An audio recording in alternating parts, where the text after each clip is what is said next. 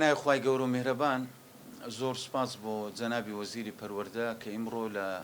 پێشوازی لە مەکتەبی تەنفیزی یەکێتی زانایانی ئاینی ئیسلامی کوردستان کرد دوای ئەوەی کەوە لە ماوەی چەند ڕۆژی ڕابردوو دەنگۆیەکی زۆر لە تۆڕە کۆمەڵایەتیەکان و سۆسیال میدیا بڵاو بووە سەبارەت بە گۆڕینی پرۆگرامی پەروەردەی ئیسلامی بە مێژووی ئاینەکان و بەشێکی لە مامۆستایانی ئاینی لە میبەری مزگەوتەکان ئەم بابەتیان ورژان بۆ بە دوواداچوونی ڕاستیەکان ئیمڕۆ ئێمە کۆبوونەوەیەکی تێر و تەسەل و ڕاشکاوانەمان لەگەڵ بەڕێز جەنابی وەزیری پەروەردە ئەنجامدا بە خۆشحاڵیەوە بەڕێزیشیان زۆر بە سنگفراوانیەوە گوێبیستی تێبینی و بۆچوونەکانی مامۆستایانی ئاینی بوو بە حقیقەت ئێمە پێشتریش دڵنیا بووین و ئێستاش دووبارە دڵنیاییمان بۆ دروست بوو کە هیچ شتێکی لەو بابەتە لە گۆڕێ نییە ئەسڵ و ئەساسی نییە گۆڕینی بابەتەکانی پەروەردەی ئیسلامی بە باشتر بووە نەک بە خەراتر وەکو ئەو بانگەشەی کەبوو لە بۆ دەکرێت کە مێژووی ئاینەکان لە بڕی پەروەردەی ئیسلامی لە قوتابخانەکانی سەر بە وەزارەتی پەروەردە دەخوێندرێ بەڵکو وەزارەتی پەروەردە بە پێی بەڵگە و دێکۆمنت لە بەرچاوی ئێمەیاندانا کەوە پرۆگرامی پەروەردەی ئیسلامی بە دیزاینێکی نوێ و ناوەڕۆکێکی باشتر لە ساڵی 2022 دەکەویتە بەردەستی قوتابیان بۆ ئەوەی زیاتر پەروەردەی ئیسلامیان پێ پەروەردە بکرێن. وەزارەتی پەروەردە دڵنیاییدا نە لە ڕابردوو بەرنمەیەکی وایان هەبووە نە ئێستاش بەرنمەیەکی وایان هەیە نە لە خۆناغی داهاتوو بیریان لەوە کردویتەوە کەوا دەستکاری پرۆگرامی پەروەردەی ئیسلامی بکەن بۆیە ئێمە دڵنیایی دەدەینە هاوڵاتیانی کوردستان دڵنیایی دەدەینە دایک و بابی قوتابیان دڵنیایی دەدەینە قوتابیە خۆشەویستەکان کە هیچ شتێکی لەم بابەتە لە گۆڕینیە ئێمە وەکوێکی دزانایان خۆمان بە نوێنەر ڕاستەقینەی مامۆستایانی ئاینی ئەزانین مامۆستایانی ئاینیش بە درێژایی مێژوو واجهەی دینی خەڵکی هەرێمی کوردستان بووە بەرگری تەواو کار بووینە لە ئاین و لە بیر و باوەڕی موسڵمانانی هاوڵاتیانی هەرێمی کوردستان بۆیە ئێمە ئەگەر شتێکی لەو بابەتە شەبێ خوانە خواستە بە گفتوگۆ و دیالۆگ و لێک تێگەیشتن هەوڵ ئەدرێ چارەسەر بکرێت بەڵام خۆشبەختانە هیچ شتێکی لەم بابەتە لە گۆڕێ نییە وەزارەتی پەروەردە پلانێکی باشی هەبووە لە چاپکردنی کتێبەکان و پرۆگرامی خوێندن دەستی بە پەروەردەی ئیسلامی کردووە لە بە ڕێزێک لە بۆ ئاینی پیرۆزی ئیسلام یەکەم کتێبی ئەوی بە چاپ گەیاندووە چاپێکی دیزاینێکی نوێ ناوەڕۆکێکی ڕێک و پێک کە بە باشترین شێوە هاوڵاتیانی هەرێمی کوردستان دڵنیابن لە پەروەردەکردنی منداڵەکانیان بۆیە ئێمە لێرەدا بە پێویستشی ئەزانین داوا لە سەر مامۆستایانی ئاینی بکەین لە کاتی ورژاندنی بابەتێک بە دوواداچوون بکەن بگەن بە ڕاستی شتەکان تەنها گوێبیستی یەکلایەنە و یەکتەرەفانە نەبن بگەن بە ڕاستی شتەکان ئەو کات بابەتەکان لەسەر میبەری مزگەوتەکان بورژێندرێ ئێمە دووبارە سوپاسی وەزیری پەروەردە ئەکەین و دڵنیایش دەدەینە هاوڵاتیانی کوردستان کەوە منداڵەکانیان لە خوێندنی پەروەردەی ئیسلامی هەر بەردەوامە بن و هیچ نیەتێک و هیچ ئامانجێک لە گۆڕینی پەروەردەی ئیسلامی لە بۆ مێژووی ئاینەکان لە گۆڕێدانیە و دووبارە زۆر سوپاس بۆ جەنابی وەزیری پەروەردە. بەناوی خوای گەورە و میهرەبان زۆر سوپاس ئەمڕۆ بانکهێشتی مامۆستایانی ئاینیم کرد بۆی کە لە خزمەتیان بم لە یەکێتی زانایان و لە ئەنجومەنی تەنفیزی ئێمە لە وەزارەتی پەروەردە هەموو ئەو پرۆگرامانەی کە هەمانن بۆ خوێندنی پەروەردەی ئیسلامی خسمانە بەردەستی مامۆستایانی ئاینی بەڕێز بۆی کە بۆ خۆیان لە نزیکەوە دڵنیا بن و پرۆگرامەکانی ئێمە ببینن کە چه جۆرە پرۆگرامێکە بەداخەوە لە ماوەی ڕابردوو ئەوانەی کە نانەتوانی شەڕی گەندەڵیمان لەگەڵ بکەن هاتن بەم کەیسا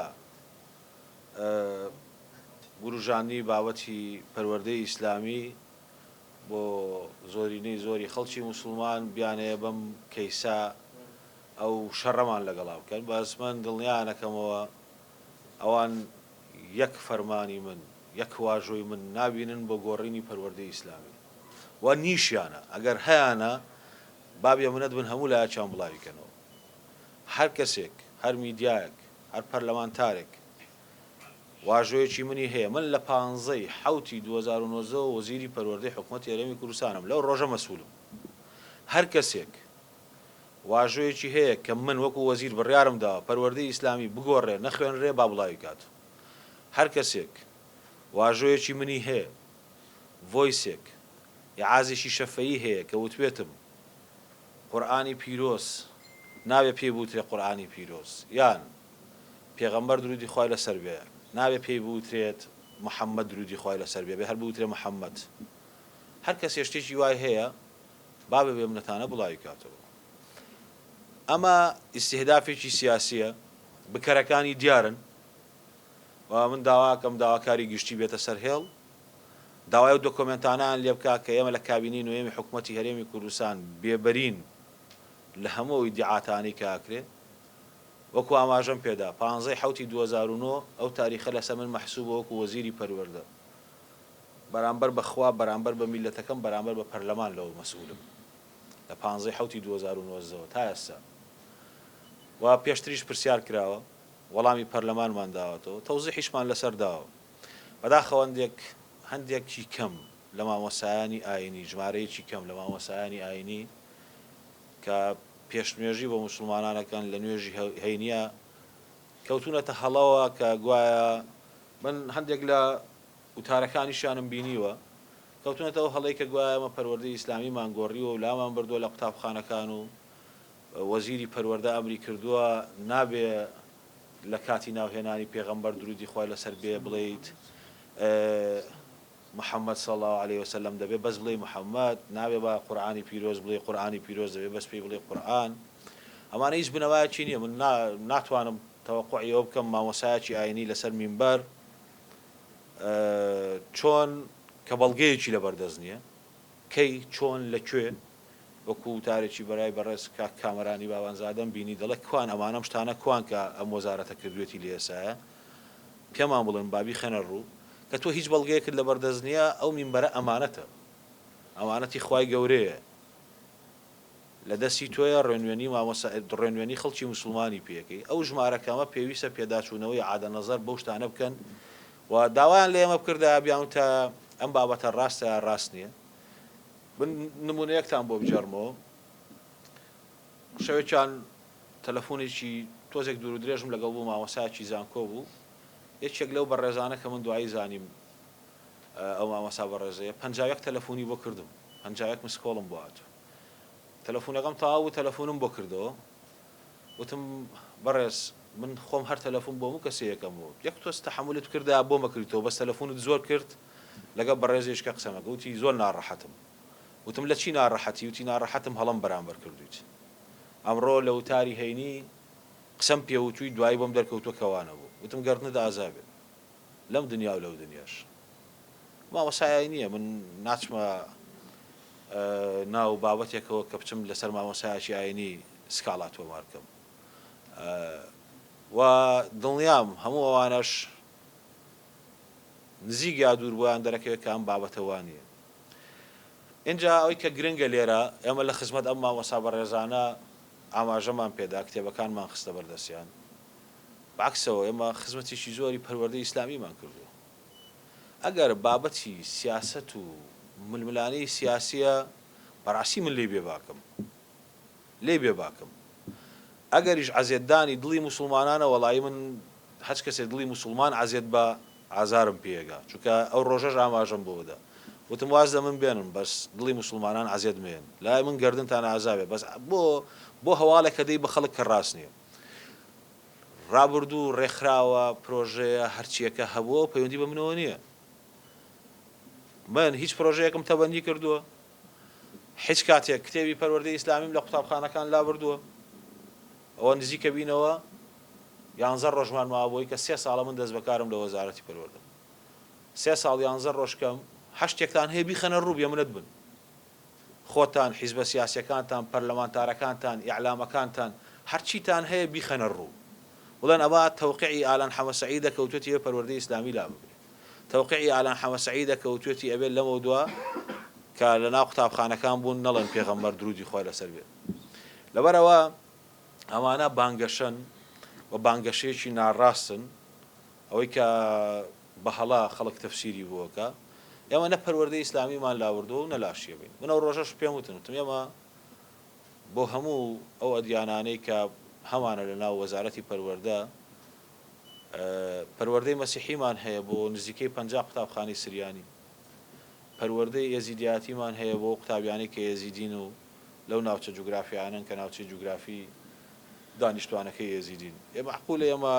لە منداڵی خۆمان لە منداڵی موسڵمان پەروەردەی ئیسلامی لێ حرامکەین ئەمە چەند منتیقێکەوە بیرەکاتەوە گەل لە سیاست نەبێت من لەو وەزارەتە مەسوولم لەو کاتە چ پرۆژەیەکە چ ڕێکخراوێکە نە لە لای ئێمە تەبەنیەکرێ نە لە حکوومەتی ئێمە تەبەنیەکرێ لە جەنابی سەرۆکی حکوومەتەوە کە ئەو بابەتانە ئەوە ناوبەناوە وروژێ پەیامی جەنابی سەرۆکی حکوومەتەوە بووە کە من باوەڕم بە پێکەوە ژیانی ئاینی ئاینزایی و هەروەها نەتەوەییش هەیە و ڕێزی زۆر لە زۆرینەی موسڵمانی گەلەکە مەگرم و بۆ خۆشم وەکو شەخسی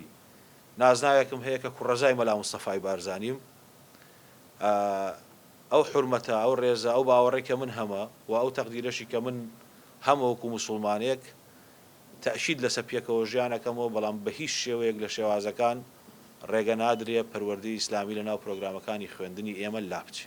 ئەو پەیامی جەنابی سەرۆکی حکوومەت بووە پەیامی وەزارەتی پەروەردە بوو اینجا ئەوانی کە نایانەوێ ئەمە ببیستن نایانەوێت لەمە تێبگەن و هەر پیان وایە و بڕیاری موسبەقیان داوە کە وەزارەتی پەروەردە کتێبی پەروەردەی ئیسلامی لابە وەڵاهی لە بە خاتری ئەوان نییە لە باوەڕی خۆمانە بە ئیسلام لە باوەڕی خۆمانە بۆی کە ئێمە بڕوامان بە پێکەوە ژیان هەیە چۆن بۆ ئاین و ئاینزاکانی کەمان پەروەردەی خۆیان دابین کردووە ها بۆ ئینسانی موسڵمان و منداڵی موسڵمانیش بارچی سەرشانی خۆمان ێزانین نەک لە بە خاتریەوە و کەسیش بە نوێنەری ئاینی پیرۆزی ئیسلام نازانین لە ناو ئەحزابی سیاسی بە سەراحەت دەیڵم هەتاوەکو ئەوان خۆیان بکەنە خاوەنی دین و ئێمەش خەنە بەرەیەکی دیکە زۆر بەڕوونی دەیڵێم داوا دەکەم داواکاری گشتی بێتە سەرهێڵ هەموو ئەوانەی کام ئیدعاءاتانەکەن و ئیدعاءاتەکانیان ناڕاستن ئێمە لە 15 حوتی 2019 دەست بەکار بووین لە دەی حوتی 2019 حکومەت متمانەی وەرگرتووە لە پەرلەمان لەو بەروارە من لێ مەسوولم لە وەزارەتی پەروەردە چیتان هەیە بیخەنە ڕوو داواکەم داواکاری گشتی داوایان لێ بکە لەو بەروارە چی هەیە بیخەنە ڕوو کە ئەم وەزارەتە ئەم کابینەیەم گۆڕانکاریانەی کردوێ لەبەرەوە ڕاست نییە من حەزەکەم هەر لەسەر شاشە ئەگەر مامۆستایان ئیجازەمان بدەن حەزەکەم لەسەر شاشە هەندێک بابەت هەیە پێتان پیشان بدەم بۆی کە خۆشتان بیبینن ئێمە بۆ جەنابی ماوەسا و بۆ بەڕێزانی کە ئامادەن لێرە ئەم باسمان کردن کتێبەکانی پەروەردەی ئیسلامی باڵێنەوە پۆلی یەکەمی بنەڕەتیە پێشتر ئەو کتێبە بەو جۆرە بووە ئەگەر یەک تۆز بڕۆن لەسەری بۆ ئەوەی کە پێشتر ئەو کتێبە بەو جۆرە بووە لە ڕووی دیزاین و لە ڕوویەوە ئێستا دیزاینی ئەو کتێبە ببینم زانم ئێستا دیزاینی ئەو کتێبە چییە ئەمە دیزاینی تازەی ئەو کتێبەیە و هیچمان لێ نەگۆڕیەوە بەس دیزاینەکەیمان کردوێتەوە ساڵی پار خوێنراوە لە هەموو قوتابخانەکان 6752 قوتابخانەمان هەیە با یەکێک لەو قوتابخانانە بڵێ من کتێبێکم بۆ هاتۆ غێری ئەم کتێبە و بە منیان و تۆ دەبێم ئەم بابەتە نەخوێنی پەروەردەی ئیسلامی نەخوێن ئەو کتێبە ئێستا کە نووسراوە ساڵی 2022 ئێستا نێراوە بۆ تەبعیش کراوە بۆ ئێمە لە 15 کتێبەکانی خۆمان بەسەر ناوەندەکانی خوێندن داوەشەکەین یەکەم کتێب بووە کە تەبع کراوە ببینە سپاس بۆ خدای خاوەن هەموو شتێک درود و سڵاو لە گەورەی نێردراوان محەممەد درودی خۆی لەسەر بێت مامەسای بەڕێز تۆ چۆن بە چ حەقێک ڕێگە بە خۆتە دەی لە مینبەر دەڵێ وەزیری پەروەردە و تۆ دیکە ناوی پێغەمبەرتان هێنا نەڵێن درودی خۆی لەسەر بێت ئەمە کتێبە دەچێتە ناوناوەندەکانی خوێندن ماوەسایەڵێتەوە نەک وەزیری پەروەردە لەبەرەوە بەرپرسیارەتی ئێوەی عەزیز بەرپرسیارەتیشە قورسە ڕێنوێنیکردنی ئینسانی موسڵمانە ئەو بەرپرسیارەتیە نابێ معلوماتێکی بدەیت یەک کە هەڵە بێ یان بە هەڵە معلوماتێکیان داوەت وردبینیکردن لەو سەردەمەی کە سۆشیال میدیا زۆر کاریگەرە عالەم عالەمێکی دیجیتاڵیە شتەکان ئێستا بێسانسۆرن بێڕەقابن بێوردبینین بەس ئەرچی ئەو کەسانەیە کە بەرپرسیارەتیان لەسەر شانە تەنها لەسەر شتی سۆشیال میدیا تەحەکوم نەکەن و حکمیش نەدەن بەڵکو وردبینی بکەن بە دوواداچوونکەن با لە 12 مامۆستای قوتابخانەتان بپرسیایە با لە 10 بەڕێوەبەرتان بپرسیایە ئەو کتێبەی کە ئێوە ئیلغا کراوەتەوە فەرمانەمان بنێ کە ئێوە نابێ بیخوێنن ئادەی کام ئەو فەرمانی کە گەیشتۆ بەدەستی مامۆستایەک و قوتابخانەیە کە نابێ بە پێغەمبەر بوترێ درودی خوای لەسەر بێ کامێ 4-5 پرسیارتان کردە لەبەرەوە گەشتنە حەقیقەت ئەما ئەو کتێبانەیە کە دەیبینن وێنەکانیشیان دیزاینیان بە تازە کراون و بە شێوازێکی زۆر جوان ساڵی ڕابردوو یعنی ساڵی 2021-22 خوێنراوە لە ناوەندەکانی خوێندن ئەم کتێبە لە هەموو قوتابخانەکانی ئێمە بووە ئێمە لەم کابینەیە احتیماممان پێداوە دیزاینی تازەی کتێبەکانمان کردووە ئەگەر هەڵەی زمانی کوردی هەبوو بێ لە ڕووی زمانەوانیەوە خازعمان کردو بۆ ڕقابە بووە لە ڕووی زمانەوانیەوە پێداچوونەوەی زمانەوانی بە زمانە کوردێکە شیا بکرێت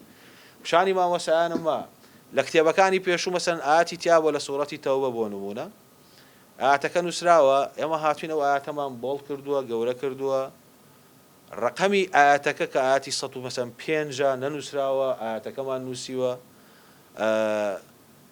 هەموو ئەم شتانی کە هەیە ئەمە کتێبی ئێمەیە شت هەبووە بیر چووە بەڵام ئێمە نەمان کردوتەوەی کە ئەمە بکەینە دەستکەوتێکی گەورە و گرنگ و مەکسەبێکی دنیایی لەبەرەوەی بەواجبمان زانیوە خزمەتی پەروەردەی ئیسلامی بکەین ناتوین دەم ئۆتەمەری سوحوفی لەسەر بکەین بڵێن ئێمە دیزاینی زۆر جوانتر و ڕاقیترمان بۆ کتێبەکانی پەروەردەی ئیسلامی کردووە بە ئەرکی سەرشانی خۆمانمان زانیوە لەبەرەوە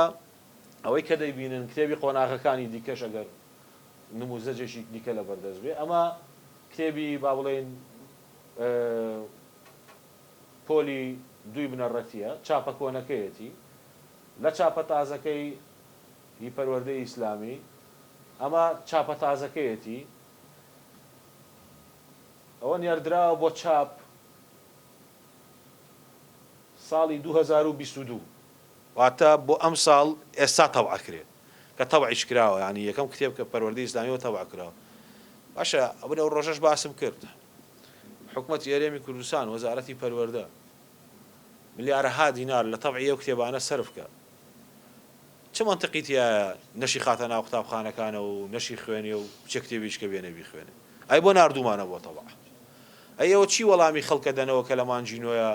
پاریژ ئەو بەزمەتان هەر کرد بەڵام لە مانجینۆ پێم وتن مانجینۆیە کە بینینەوە نۆی 2021 کە قوتابخانەکان کرا مانجینۆی 2021 کە قوتابخانەکان کرا و هیچتان پێ نەبوو ئەم ساڵیش پێتان ئەڵێم کە مانجینۆ قوتابخانەکانەکرێتەوە هیچتان پێ نییە ئەم کتێبە دەبینن لە ناو قوتابخانەکان کە تەبعی 2022 بە باشترین کوالەتی چاپ کراوە لەبەرەوە من داوایەکتان لێ یەکەم تەنها لە خوا بترسن لە کەسی کەنا بەس لە خوا بترسن لە خوا بترسن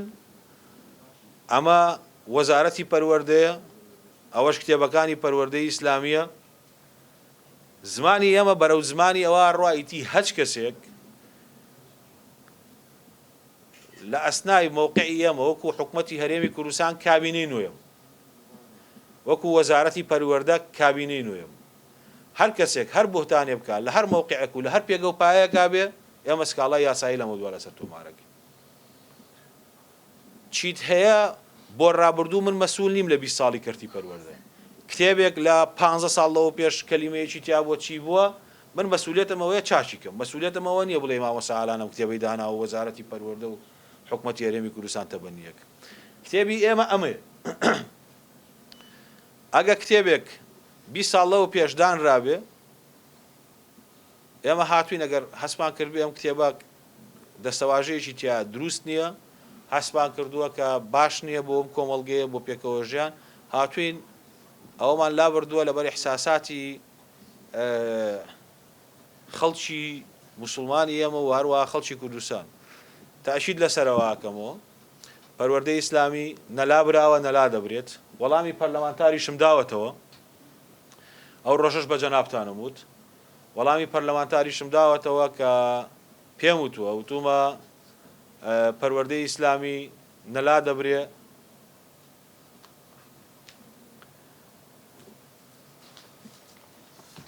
ئەوانەیە و بابەتە ئەوروژێنن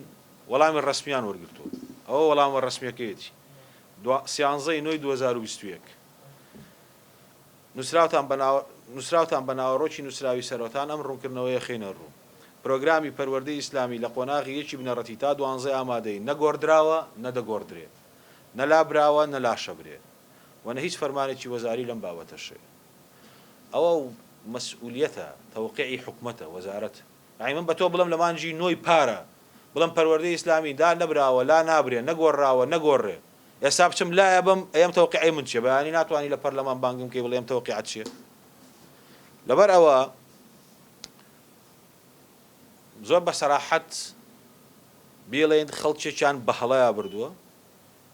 و بۆ دەستکەوتی سیاسیە بۆ مەکسەبی سیاسیە بەداخەوە ئەم بازرگانیە بە دینی ئیسلام جایز نییە و پێویستیش نییە هەندێک کەس بیکەن و کەسیش لە خۆمان بەخەم خۆرتر بوو ئاینی پیرۆزی ئیسلام و بۆ پێکەوە ژیانیش بەدڵسۆزتر نابینین بەڕاستی چونکە بەرپرسیارەتیمان لەسەر شانە من سپاسی برایانی بەڕێز مەکەم لە یەکێتی زانایانی ئیسلامی کوردستان کە ئەمڕۆ لێرە حزوریان هەیە بە چای خۆیان دۆکۆمنتەکان کتێبەکانی ئێمەیان بینیوە خاڵی کۆتاییشم تەشید لەواکەمەوە لە دوای ئەوە هەرچیک دەڵێن ئێوە تەنها پەنا بێنە بەر ڕێکارە یاسایەکان بەڵام 15/7/2019 بەرپرسیارەتی ئەم وەزارەتەم وەرگرتووە تا ئێستا حەج بەڵگەیەکتان هەیە لەوەی من فەرمانێکم دەرکرد بێ بەلابردنی پەروەردەی ئیسلامی بە نەخوێندنی بە ناونەهێنانی پێغەمبەر درودی خوای لەسەر بێ لە ناو قوتابخانەکان بە کەلیمەی تەنها محەممەد هەرچیتان هەیە بڵاوی بکەنەوە هەرچیتان لەبەردەستە لە سۆشیال میدیاتانە لە تەلەڤیزۆنتانە بڵاوی بکەنەوە من لەمە مەسئولم ئەگەر 10 ساڵ لەوە پێش شتێکی دیکە هەیە نە لێ مەسئولم نەتەبەنیم کردووە نەتەبەنیشێکم و دووبارە سپاس بۆ ئێوەش کە وەکو میدیا ئەرێکتان کێشەوە دەوانی زافە لە قسەکانی جەنابی وەزیر هەر بابەتێک ڕەهەندی ئاینی هەبێت ئێمە لە کوردستان لە هەرێمی کوردستان خۆمان بە خاوەنی دەزانین وەکو یەکێتی زانایان هەر بابەتێک ڕەهەندێکی ئاینی هەبێ بورژێت بە سەلبی وەیە بە ئیجابی ئێمە وەکو یەکێتی زانایان وەکو نوێنەری مەلای کورد بەرپرسین لەم بابەتە بۆیە دڵنیایی دووبارە دەدەینەوە هاوڵاتیانی کوردستان ئەم بابەتە هیچ ئەسڵ و ئەساسی نییە بەڵام ئێمە پیشەیانە ئیشەکەین وەکو یەکێتی زانایان دەمانەوێت پیشەیانە ئیش بکەین تەنها بەدەنگ و دۆی سۆسیال میدیا ناکەوینە هەڵچوون بۆیە بەدواداچوون دەکەین یەکێک لە بەدواداچوونەکانمان لەم بابەتە کە بە پێویستمان زانی ئیمڕۆ ئەم دیدارە لەگەڵ وەزیری پەروەردە ئەنجام بدەین و سەردانی بکەین لە نێزیکەوە بە دێکۆمنتەکان لە بەرچاومان ڕۆم بێت و تەکیدی شەکەینەوە ڕێگا نادەین بە هیچ شێوەیەک لە هەرێمی کوردستان و دڵنیاشین کە دەسەڵاتی سیاسی هەرێمی کوردستانیش ئەو ڕێگایە نادا هیچ بێ ڕێزیەک بەرامبەر بە ئاینی پیرۆزی ئیسلام بکرێ بۆیە مەکانەتی دین لەناو کۆمەلگای ئێمە پارێزراوە هیوام وایە هیچ کەسێک مزایدە بە ناوی دین لە هەرێمی کوردستان نەکات هەرچەند پرۆتۆکۆلەکەەوە بدامش بە حزوری مامۆستایان هەست کردن بۆ پرسیارەکەم کە مامۆستا چی دەکەن لەوەی مامۆستای ئاینی کە پێگەیەکی پیرۆزیە لە ناو کۆمەلگا نەکەوێتە ژێر ئەو کاریگەریەی سوشیال میدیا وەکو دەگوتی ئەهلی تیکتۆک و ئەوانەی ینی مینبەرەکە جیاوازە لە تیکتۆک و سوشیال میدیا و لایڤ فەیسبوک ئەوە پرسیارێکی دیکە لە ڕووی ئاینیەوە ئەگەر مامۆستایەک بۆ نمونە کە لە مینبەرێکی پیرۆزەوە بە نەزانی ئەو کارێک کردوێ دەبێت چی بکات حکومەتی چیەوە ئەگەر خوانە خواستە ینی حەزناکەم مستەلاح بەکاربێنن ئەگەر بە ئەن قەزیان لە ڕووی سیاسیەوە ئەو کارێک کردوێ دەبێت چی بکات و جەنابی وەزیر پرسیارێکی جەنابی گوتن مامۆستایانی ئاینی مامۆستایەک پەیوەندی پێ کردن و پێگوتن هەرمی دنیا گردن ئازاری بەڵام ئەو پەرلەمانتارە سیاسی مزایە ئەوانی کە مزایە دەکەن بەرامبەر ئەوانە چی دەکەن و ئەو با بڵێن ئەکاونت و پێگە دیارانی لە میدیا ئەو کارانە بەرامبەر وەکو بوختانی بەرامبەر ئێوە دەکەن ئێوە بەرامبەر ئەوانە چی دەکەن سپاس وڵا من پێم وتم ئەو ڕۆژەش لە مۆتەبەرێکی سوحەفی وتم ئەوانە گردنیان ئازابێ لەم دنیا و لەو دنیاش بەس من یەک داوام لێکردن هەفتەی پێشوو وتم عەزیەتی دڵی خەڵکی موسڵمان مەدەن شتێکی پێم وەڵەن کەوانیە تا ئێرە ئێمە وتمان ئەم بابەتەوانیە ڕوونکردنەوەماندا کۆنگرەی ڕۆژنامەوانیمان کرد لە دوای ئەوە من داوای یاسایی لەسەر هیچ پەرلەمانتار و شتێک تۆمار ناکەم چونکە من بۆ خۆم بتوانم لە پەرلەمان وەرگرتووە ئەندامی پەرلەمان بۆی هەیە پرسیارم لێ بکە وەڵامم داوەتەوە ئەو وەسیقەی ڕسمیە بۆی هەیە بانگم کا بۆ لیژنەی ئەوقاف بۆ لیژنەی پەروەردە بڵێ ئەو بابەتە چۆنە ڕوونکردنەوەی بدەمێ و ڕوونکردنەوەشمان داوەتی هەر پار ڕوونکردنەوەمان داوەتی و لەگەڵ لیژنەوە قافیش کۆبوونەوەمان کردووەم ڕوونکردنەوەمان داوەتی ئەوە تەریقەکانە بەس خەڵکێکی دیکە کە لە شوێنی دیکە و لە ئەحزابی دیکە و لەمە دووە کە ئەم بابەتە تەرویج پێدەن لەسەر ئێمە لەسەر کابینەی نوێیەم وەزارەتی پەروەردە و من وەکو وەزیری پەروەردە ئیزافەتەم بۆ وەزیفەکەم لەمە دووە من داواکەم داواکاری گشتی بێتە سەرخەت داوایان لێ بکە بڵێ ئەوە مافێکی گشتیە فەرمون بەڵگەکانتان لەسەر وەزارەتی پەروەردە کابینەی نوێیەم خەنە ڕوو باسی شتێکم بۆ مەکە بڵێ ساڵی 10 ساڵ لەوە پێش و 8 ساڵ لەوە پێش مەشروعێک هەبووە پرۆژەیەک هەبووە من نە پرۆژەم تەبەنی کردووە نە مەشروعم تەبەنی کردووە نەبینی ومە نەدەمەیە بیشی بینم بەڕاستی ئەوەی کە هەیە پرۆگرامی پەروەردەی ئیسلامیە خوێنرێ هیچ کێشەیەکی نییە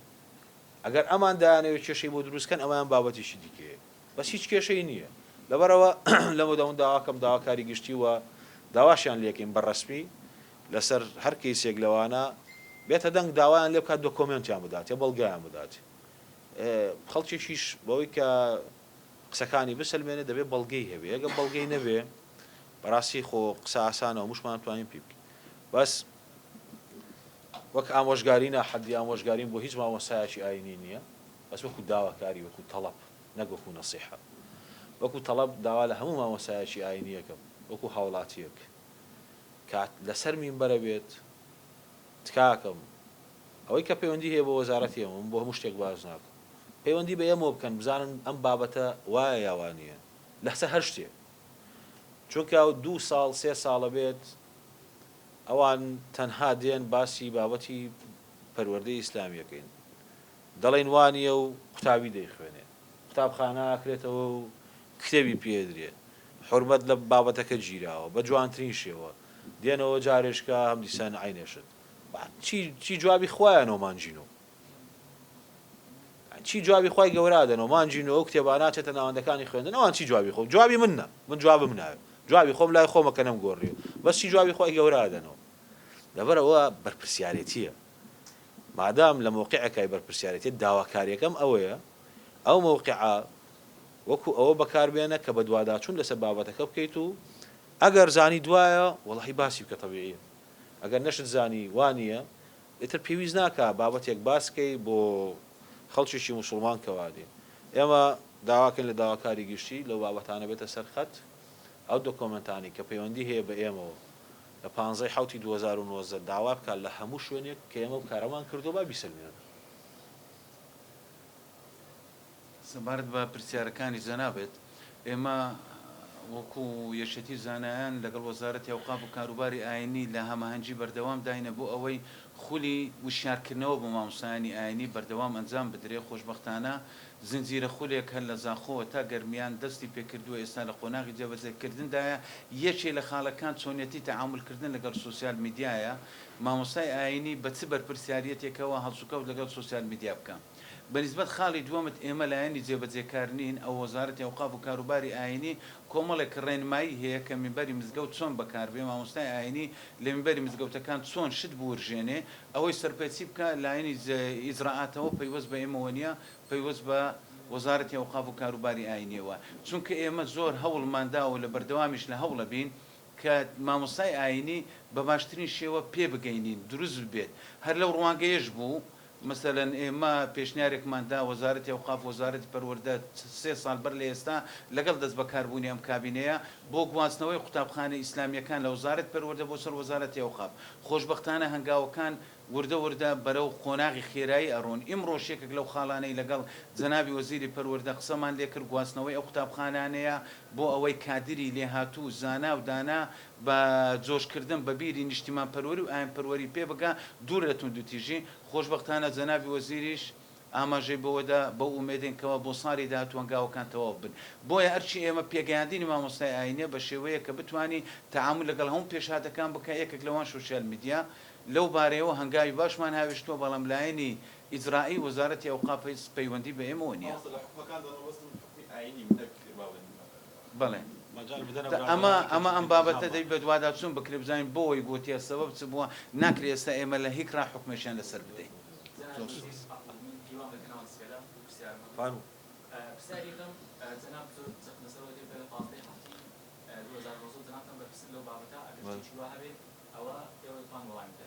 بەڵام بەر لەوە هیچ شتێکی هاوشێوە دێکەڵ بۆ یاسایەکراوەکە ئێستا ئاڵەتی پەرلەمانی کوردستان کراوە ئەو پرسیاری جەنابە سەعات چەند هاتیتە ئەم ژوورە سەعات 11 هاتیتە ئەم ژوورە وانییە ئەزانی سەعات 9 لێرە چێ ڕوویداوە نایزانی تۆ باسی کتێبی پەروەردەی ئیسلامیەکەی من پێتەڵە مەڵە من لە 15 حەوت هاتوومەتە وەزارەتی پەروەردە ئێمە لەسەم کتێبی خۆمان بەردەوامین بەڕێزم پرۆژە یاسا بابەتیشی تایە پرۆژە یاسای پەروەردە و فێرکاری من دەسووری وڵات نانووسمەوە پرۆژە یاسای پەروەردە و فێرکاری نووسمەوە پەروەردە دامەزراوەیەکی مەدەنی بەرپرسیارە لە پرۆژە یاسای پەروەردە دوو بۆچوون هەبوو بۆچوونێک پێیوا بوو ناوی کتێبەکان بنووسرێ بۆچوونێک پێیوا بوو ناوی کتێبەکان نەنووسرێ لە لیژنەی پەروەردە و خوێندنی باڵا بەشی هەرە زۆرینە تقریبا یەک دوانێک نەبێت تێبینیانە و بەشی هەرە زۆرینە لەگەڵەوە بوو ناوی کتێبەکان نەنووسرێ هەر ئەوەش تەبەندی کراوە لە کۆتایی لە لیژنەی پەروەردە ناوی هیچ کتێبێک نەنووسراوە نووسینی کتێب و نەنووسینی بەڕێزم ئێمە شانازی بە موسڵمان بوونەوەکەین بەس ڕێز لە هەموو ئاینێکی کاگرین ئێمە کتێبی زانستمان چیمیا و فیزیا و زیندەوەرزانیە پێڵین زانست تاپۆلی نوێی بنەڕەتی پەروەردەی ئاینی پەروەردەی ئیسلامیە پەروەردەی مەسیحیە بۆ قوتابخانەکانی سریانی و پەروەردەی ئێزیدیاتیشە ئەمە مستەڵەحێکی پرۆگرامیە بەڵام لە دوجارە لیژنەی پەروەردەی پەرلەمانی کوردستان و وەزارەتی پەروەردە لەسەر ئەوە دەنجیان داوە لە ناو لیژنەکە کە بۆ خوێندنەوەی دۆمەی نێرن کە هیچ مادەیەک لە مادەکانی خوێندن دەنووسرێت ناو قانونەکە بەڵ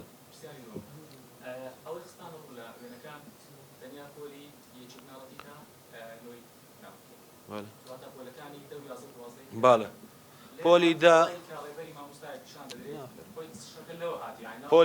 پۆلی دەبێنن کاکە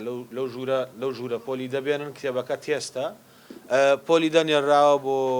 چاپ پیشانی مامۆسایانی بەڕێزمدا پۆلی دەنێراوە بۆ چاپ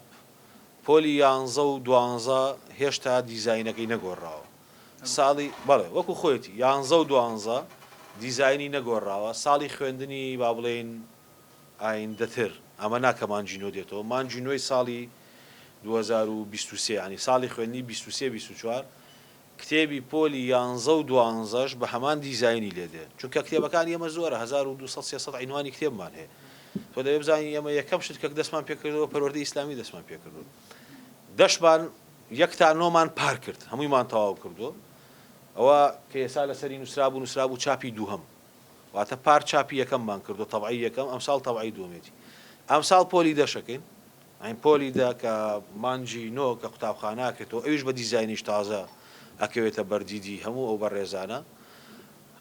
پاش ئەوە ساڵی پاش ئەوە پۆلی 11 لەگە پۆلی 12 ئەویش دیزاینەکەی دەگۆڕ ڕێبەری هیچ ڕێبەرێکی مامۆستا بۆ پەروەردەی ئیسلامی لە لای ئێمە نییە تۆ ناتوانانی پرۆژەی ڕێکخراوێک بکەیتە پرۆژەی وەزارەتی ئێمە بۆم بێنە کە من ئەم ڕێبەری مامۆسایی جەنابە دەڵێ تامیمم کردووە بۆم بێنە من ئەم نوسخە تەجریبێ پێشکەشەکەم بە جەنابی شەدۆک و کەناڵی سپێدە ئەمە پەروەردەی ئیسلامی قۆناغی ئامادەیی پیشەیی پەیمانگا پۆلیدە ئەوە پەروەردەی ئیسلامیە دیزاینمان کردووە ئێستا تەبعیشی تەواو بووە ئەم ساڵی خوێندن ئەم کتێبەش لە پۆلیدا خوێنرێ ئەوە هەر پێشکەش بێ بە کەناڵی سپێدە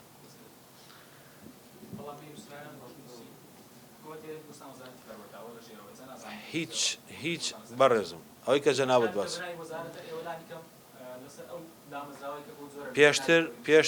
پێشتریش ئێمە ڕوونکردنەوەمان لەسەر ئەو بابەتە داوە ساڵی پاش ئەوەی کە جەنابەت باسیەکەی پرۆژەی هەچ کەسێک بووێ نە لەم کابینەیە بووە نە تەبەنیمان کردووە و نە تەبەنیشیەکەین بەڕاستی ئێتر نازانم لەمە زیاتر وازەحتر پێ دڵم چی ئێمە دەڵێن نەمان کردو تۆ دەڵێ بیکەن زۆر سوپاس ئەوە پێشکەش بێ کە بزانە کە کتێبی پەروەردەی ئیسلامی پۆلیدا بە دڵنیایی ئەوە لە ناو قوتابخانەکانە بێ زۆر سپاس عزیزم سپاس جنابی مامۆستا ئەرکتان دەستەکان کێشم خۆش زۆر زۆر سپاس زۆر سپاس ئەزیەت مەکە